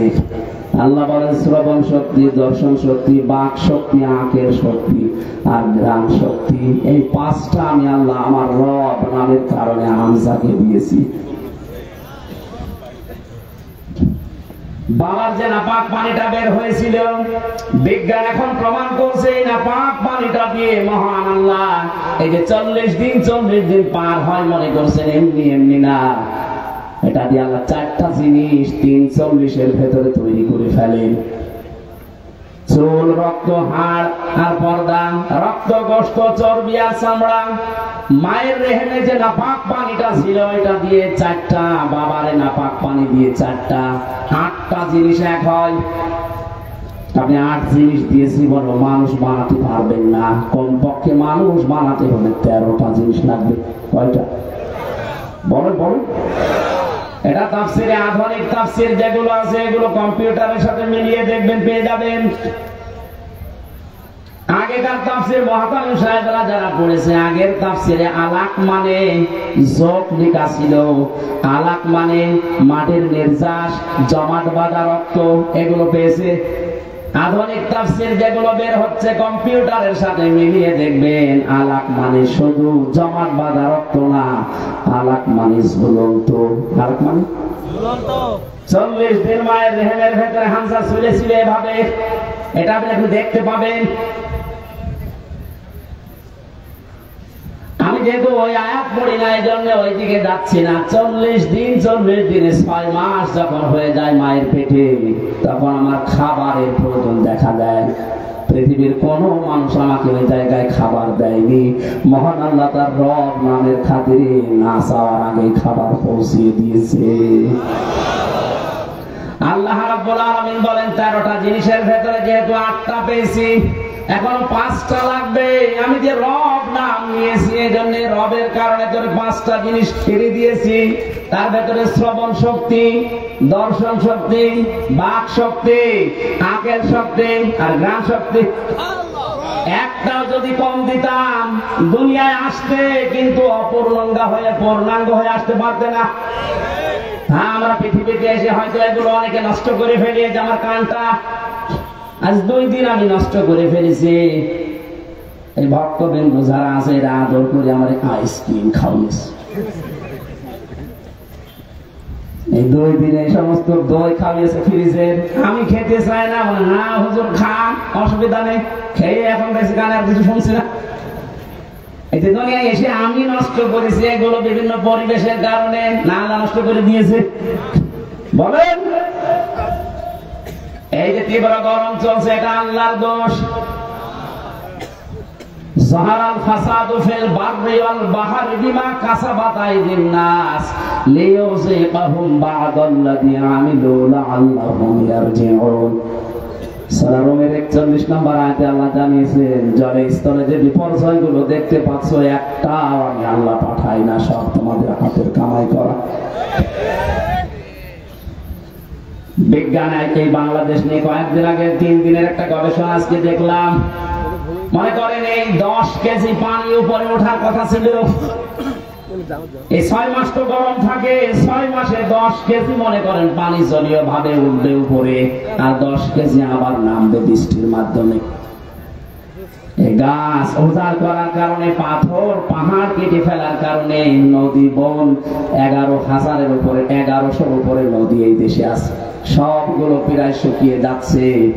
এ কারণে পানিগুলো আর উঠতে পারে না আকাশে, ওখান থেকে আর নেমে যে ঠান্ডা হবে সে পরিবেশ হয় না। এই দোষ তো আল্লাহ। এমন উত্তম প্রতিবেশী আমরা পেয়েছি, পানি দেওয়ার সময় পানি দিতে চাই না, আর যখন লাগবে না এমন দেওয়া দেয় আমরা ভেসে যাই। প্রতিবেশীর কাজ হলো এটা। অথচ প্রতিবেশীর যত হক, আমি আরো নিচে নামতে পারলাম না। হ্যাঁ, নামি আবার 3 বছর থাকি, ও আরামে আছে।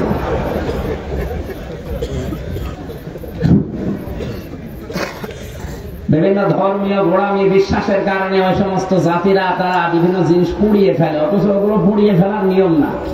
মাটির নিচে পুঁতে ফেলার নিয়ম, ওগুলো যেন পচে সার হয়, ওগুলো যে জমি উর্বর হয়, এই নিয়ম ছিল ইসলামে।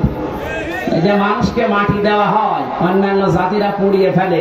কত পার্থক্য আপনি একটু যদি দৃষ্টি দিয়ে দেখেন, সব দোষ যেয়ে পড়বে আমাদের প্রতিবেশীর উপর। এই জন্য কিছু বলতে পারছি না। মা রান্না করছিল, ছেলেকে বলছে যে 50টা টাকা দিলাম তেল নিয়ে আয়, ও তরকারি আমার চুলার উপরে রান্না হচ্ছে না। ও তরকারি রান্না দেখতেছে, বাজারে যে রাস্তার মাঝখানে দেখে মার্বেল খেলা হচ্ছে। 50 টাকা দিয়ে মার্বেল কিনে খেলা আরম্ভ করেছে, 50 টাকা হেরে গেছে। 3 ঘন্টা পরে বাড়িতে আসে, না তো সেরকম রেগে আছে। ওই যে তরকারি যেটা চুলায় দেয় আর নাড়ে, ওর নাম কি? ও যখন বাড়িতে এসেছে ডাক দিয়ে বলে, ওই হামজা টাকা কই? কথা বলে না। তেল কই? কথা বলে না। 3 ঘন্টা কোথায় ছিলি? কথা বলে না। 3টা প্রশ্নের জবাব আমার জানা নেই। আসতে বলেন, আমি বললেই মার খাবো, না বললেও কথা বলে। প্রশ্নের জবাব গুলো কি আমার জানা নেই? বলতে পারবো, বললেই মারবে। আবার যদি চুপ করে থাকি যে বলবো না, তাও মারবে। তারপরও যদি একটু বুদ্ধিমান হয়ে থাকে, অন্তত 4-5টা মায়ের খাই, তারপরও বলবো না, বললেই সমস্যা। মায়ের উপর দিয়ে যাক, এই জন্য তো 3 বছর মায়ের উপর দিয়ে গিয়েছে। আপনারা যারা মানুষ পুড়িয়ে ফেলেন, পরিবেশের যে কি ক্ষতি হয় আপনি জানেন।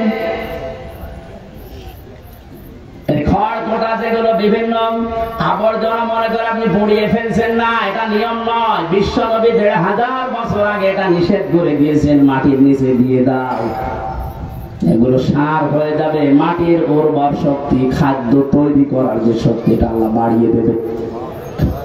এই জন্য পানি ওঠা এখন বন্ধ। হয়তো 10 কেজি ওঠার কথা ছিল, উঠে চলে গেছে বিভিন্ন কায়দায়। এখন যে নামবে যে সমস্ত জায়গায়, ওই জায়গাগুলো পানি নামানোর জন্য যেটা দরকার ওই জিনিস নেই। আমাদের কি করে, আমরা তো গাছ কেটে সব শেষ করে ফেলি, পাহাড় গুলো উজাড় করে ফেলি। এরপরে যেখান থেকে আসা দরকার 1100 বিল খাল নদী নালা যদি ভরাট থাকতো, এত গরমের ভেতরে আমাদের এই কয়েকদিন কষ্ট করা লাগতো না। পাপের ফসল আমরা পেয়েছি। আল্লাহ বলেন আমি একটু মজা চাকাই মাঝে মাঝে, দেখি ওরা ফিরে আসে কিনা। বাঙালি এমন জাত, ফিরে আসা দূরের কথা, আল্লাহর সমস্ত আযাব আসার পরে মন্তব্য দেয় টকশোতে বসে বসে যে এগুলো প্রাকৃতিক দুর্যোগ, তেমন কিছু না। এটা প্রাকৃতিক দুর্যোগ বলে কিছু নেই, সব তোমাদের হাতের কামাই করা ফসল। পৃথিবীর যেই দেশে প্রকাশ্য জেনার ব্যভিচার বেড়ে যায়, মহান আল্লাহ তখন সঙ্গে সঙ্গে দেশে গজব নাজিল করার সিদ্ধান্ত নেয়। বাস্তব প্রমাণ তো ভাই, এই কথা বলে না কেন? আমেরিকায় এত জেনা হয় না। বড় বড় ভবনগুলো সব জেনার কারখানা। আল্লাহর শরীরের বাইরে চলে গেছেন, বিমানবন্দর পর্যন্ত ভাসিয়ে দিয়েছে। যা এখন ঘাস শুকিয়ে উঠতে ওদের 10 বছর লাগবে। দুবাইয়ের মতো এত উন্নত জায়গাগুলো যদি আল্লাহ কয়েক ঘন্টায় ধ্বংস স্তূপে পরিণত করে দিতে পারে, আমাদের দেশকে কিছুই করতে পারবে না, কারণ আমরা করোনা মোকাবেলা করে ফেলেছি।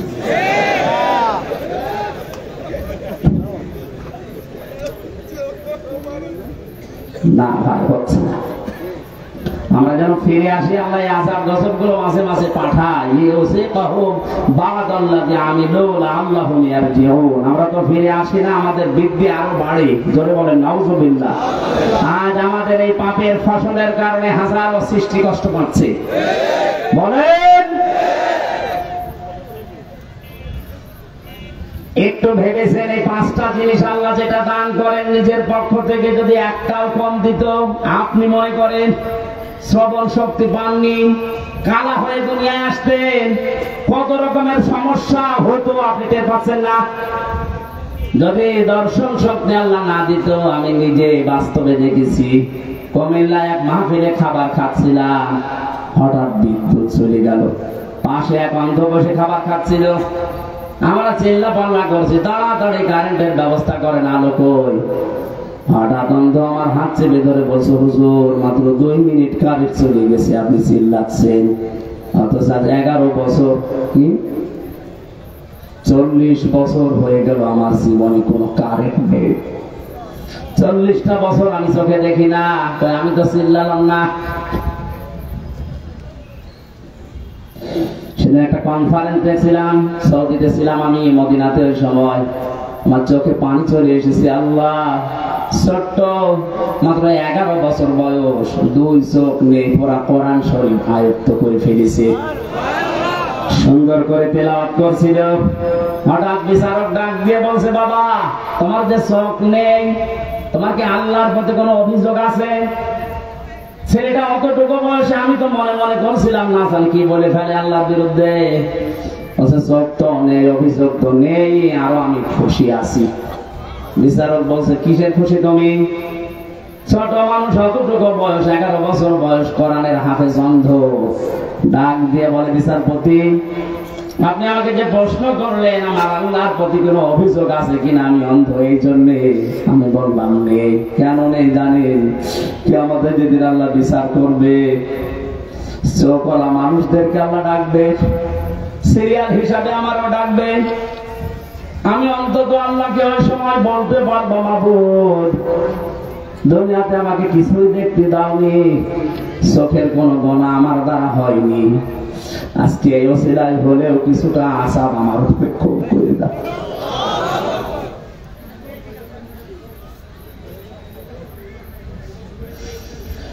কাবার সামনে নিয়ে মানুষ এই কথাগুলো আল্লাহকে শোনাচ্ছে, আল্লাহুম্মা ইন্না আলাইয়া হুকুকান ফিমা বাইনি ওয়া বাইনিকা। হে মাবুদ, তুমি তো আমার মালিক, আমি তোমার চাকর, গোলাম, সার্ভেন্ট, বান্দা, ভিক্ষু যাই বলেন। আমি তো নেই থেকে হামজা হয়েছি, 13টা জিনিস তুমি দয়া করে আমাকে দিয়েছো, যা দেওয়ার দরকার সব আমারে দিয়েছো, একটাও বাকি নেই তোমার দিতে। কিন্তু তুমি মালিক হিসাবে তো আমার কাছে কিছু পাবে, আমি তো তোমাকে কিছুই দিতে পারলাম না।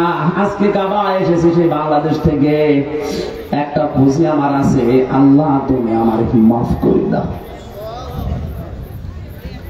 আল্লাহ বলেন ক্ষমার দিকে দৌড়া, এটা যদি না পাই জীবনে তার পুরা জীবনটাই ব্যর্থ। ফেরাউন ক্ষমা পায়নি, এজন্য 650 বছর রাজত্ব করে ওর জীবন ব্যর্থ। বলেন আজ যারা 41 সাল 71 সাল টার্গেট দেন, 71 না কিয়ামত পর্যন্ত যদি আপনি হায়াত পান আর ক্ষমতায় থাকেন, আল্লাহ পাক যদি আপনাকে মাফ না করে আপনার পুরাটা জীবন ব্যর্থ। কি করবেন আপনি জীবনে? না সন্তান আদি বেশি জন্ম দিলেন, বেশি খাবার খেলেন, বেশি দিন বেশি থাকলেন, এই শেষ। আপনি একদিন না একদিন তো মরবেন, মাস্ট বি মরবেনই। কারণ আপনার চাইতে বড় লোক যিনি মুহাম্মদ রাসূলুল্লাহ, এত বড় দামি মানুষ মারা গেছে।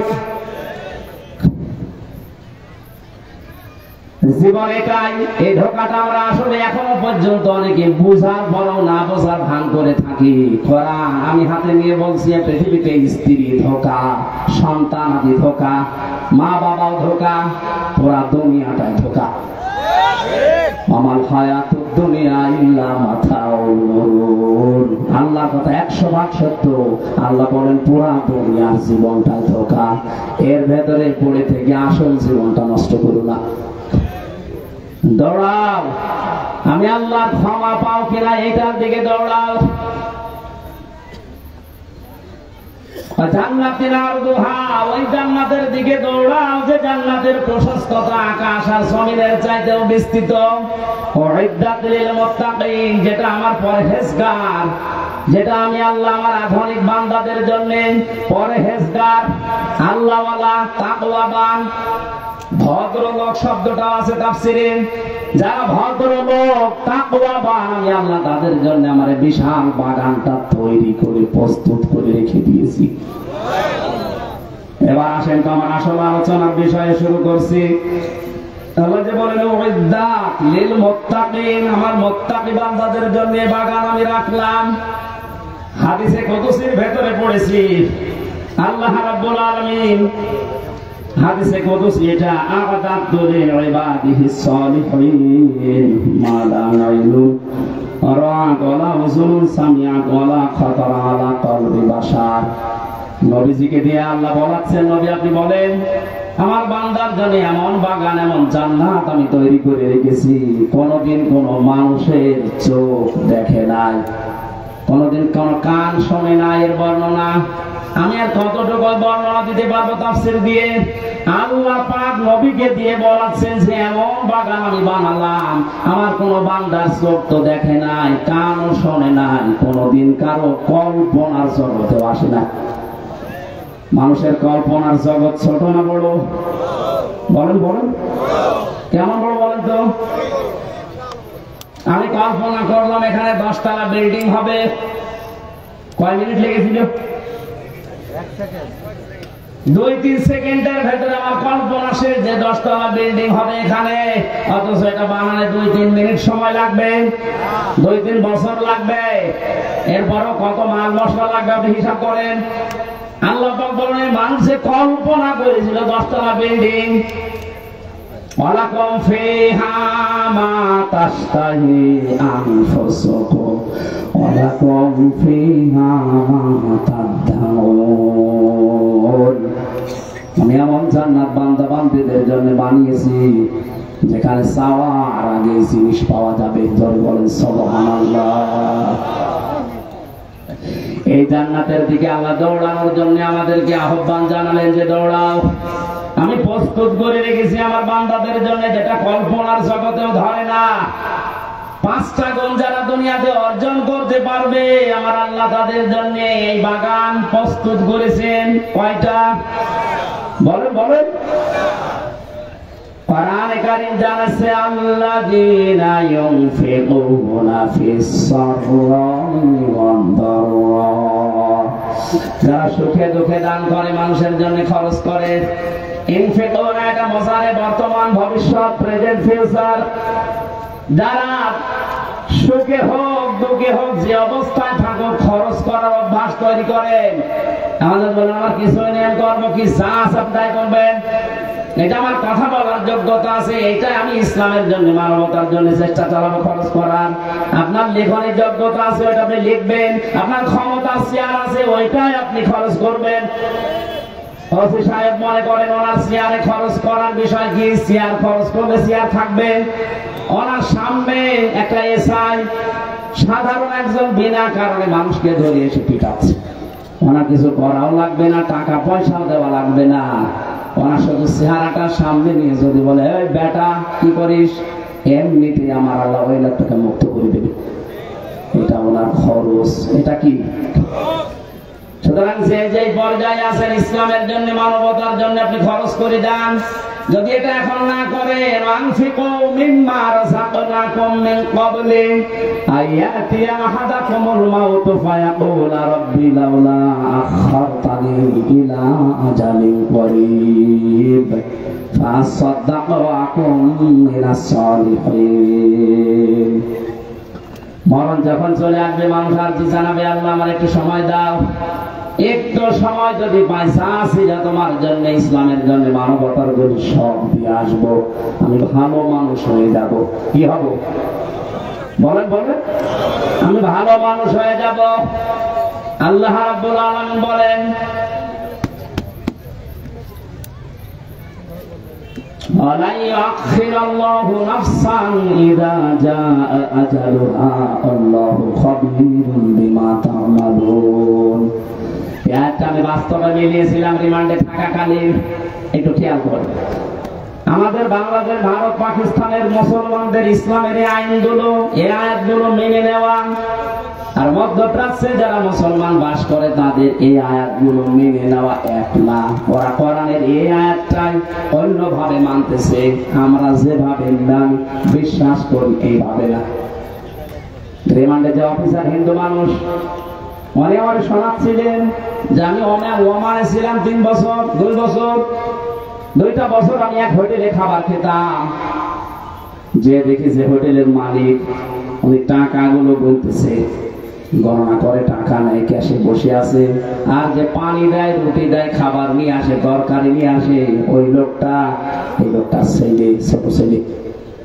আমি প্রশ্ন করলাম আপনি দোকানের মালিক, এত টাকা পয়সা আপনার, আর আপনার ছেলে আপনার সামনে কর্মচারী, তাও মানুষের সাধারণ মানুষের খেদমত করে, রুটি টেনে দেয়, পানি টেনে দেয়, একটা কাজ করলেন আপনি।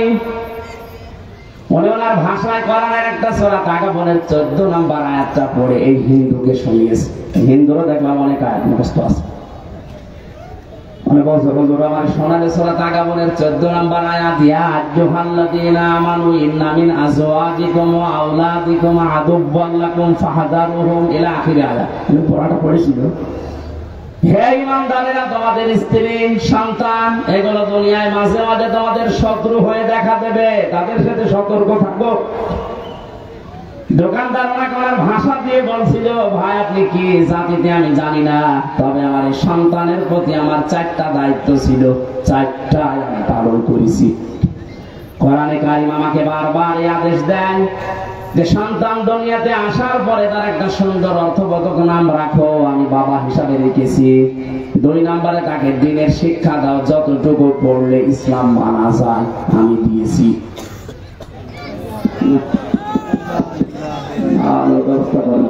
সুবহানাল্লাহ, আলহামদুলিল্লাহ, লা ইলাহা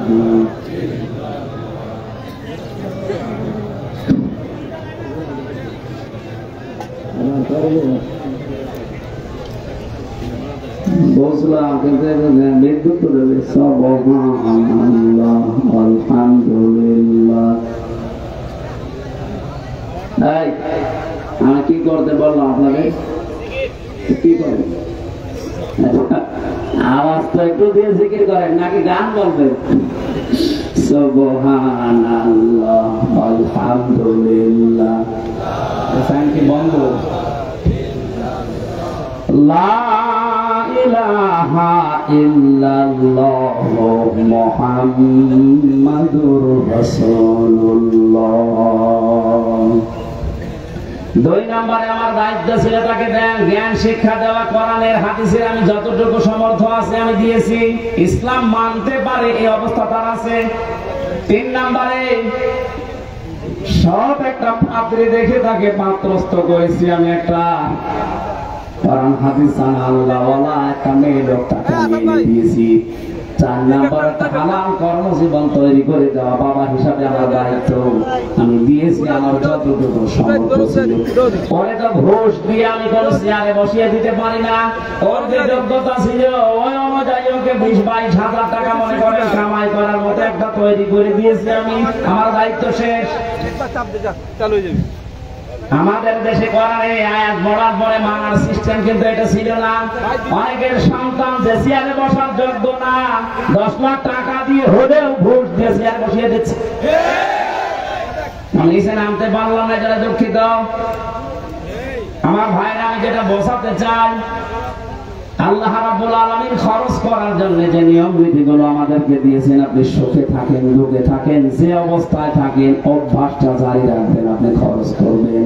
ওয়াল কাযিমিনাল গায়জ ওয়াল আফিনা আনিন নাস। আল্লাহ পাক বলেন যারা রাগ চেক দেয়, রাগকে যারা চেক দিতে পারে, রাগ হওয়ার পরে চেক দেওয়া, এটা বড় মুজাহিদের কাজ। মানুষকে যারা মাফ করে দেয়, ক্ষমা করে দেন, এই সুযোগটা আমরা যেন হাতছাড়া না করি।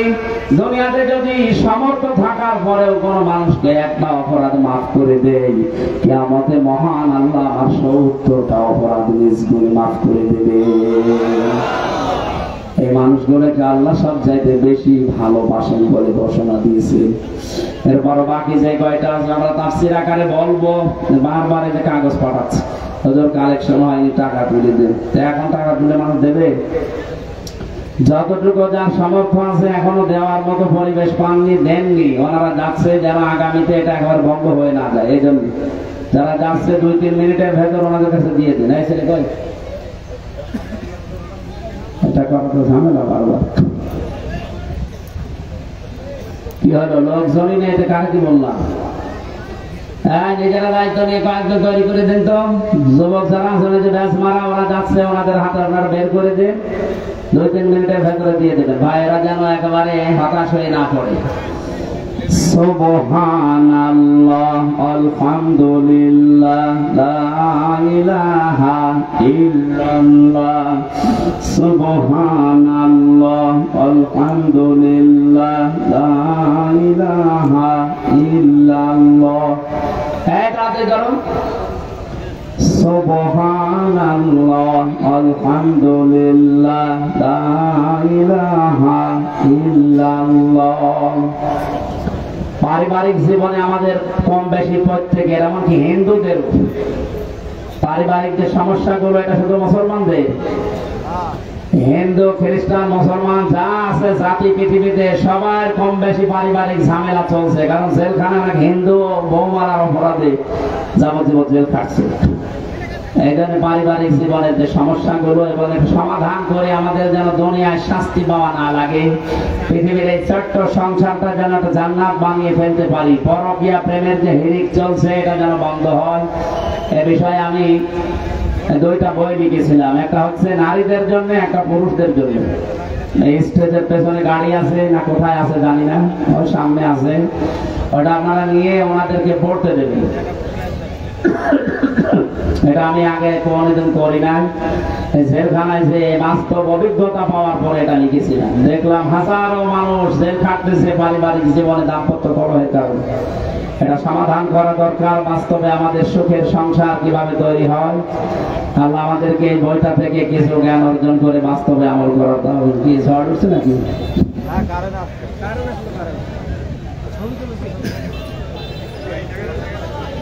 একটু তাড়াতাড়ি করুন ভাই, যতটুকু সামর্থ্য আছে আপনি 1 টাকা হলেও দিয়ে যাবেন। আল্লাহ যাদেরকে ভালোবাসেন বলে ঘোষণা দিলেন, আল্লাহু ইউহিব্বুল মুহসিনিন, এই দলে অন্তর্ভুক্ত হওয়ার তৌফিক দিন। যে জান্নাত, যে বাগান আল্লাহ আমাদের জন্য বানিয়েছেন, জান্নাতের স্তর হচ্ছে 100টা। কয়টা? আমরা অনেকে জানি জান্নাত একটা, জাহান্নাম একটা, এর স্তর 7টা বা 8টা। না, জান্নাতের স্তর 7টা না, কোরআন আমি 100টার উপরে পেয়েছি। এই বইয়ের ভেতরে কোরআনের আয়াত দিয়ে আর হাদিস দিয়ে দিয়েছি 100টার উপরে জান্নাতের স্তর আছে, দরজা আছে। দুনিয়াতে যে ধরনের ভালো কাজ করবে আল্লাহ তাকে ওই দরজা দিয়ে প্রবেশ করাবে। বেশি প্রচলিত যেগুলো আছে জান্নাতুল ফেরদাউস, জান্নাতুল মাওয়া, দারুস সালাম, জান্নাতুল নাঈম, জান্নাতুল আদম, জান্নাতুল খুলদ, জান্নাতুল আলিয়া, দারুল করার। এই 8টার পরিচয় আমরা বেশি জানি বা মুখে মুখে চলে। মাকাদ সিদকিন আমিন, এই সমস্ত জান্নাতের যে দরজা আছে, স্তর আছে, অনেকে জানি না। এর ভিতরে 100টার উপর স্তর দেওয়া আছে। আমরা জান্নাতের 100টা স্তর, যে আমল করলে যে স্তর দিয়ে, যে দরজা দিয়ে আল্লাহ প্রবেশ করাবে।